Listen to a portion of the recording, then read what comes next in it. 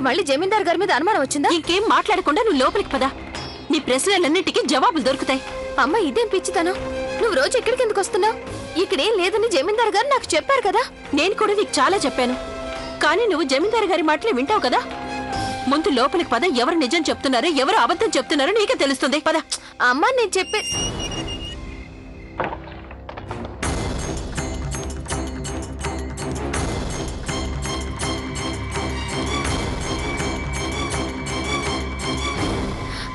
అసలు ఇదంతా ఏంటమ్మా? పద.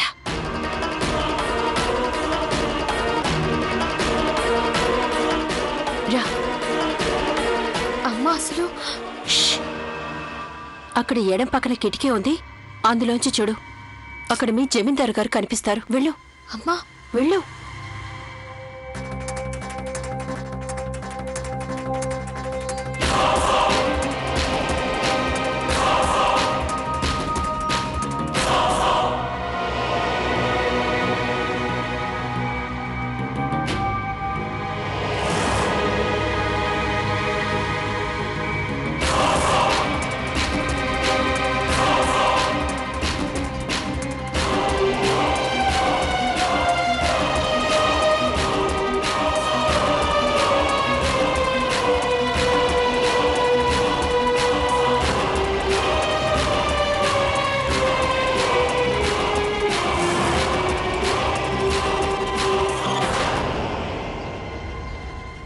అమ్మా అంతా నీ భ్రమ మాత్రమే.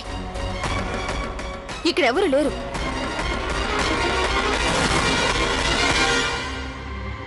ఏంటి అలా ఎలా జరుగుతుంది? రా వచ్చి చూడు.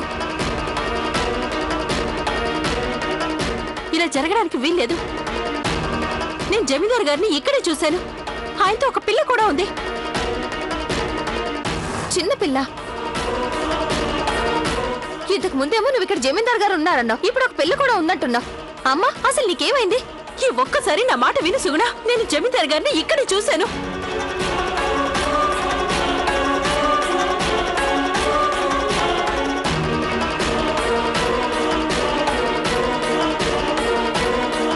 అమ్మా ఈ గదికి తాళం వేసుంది.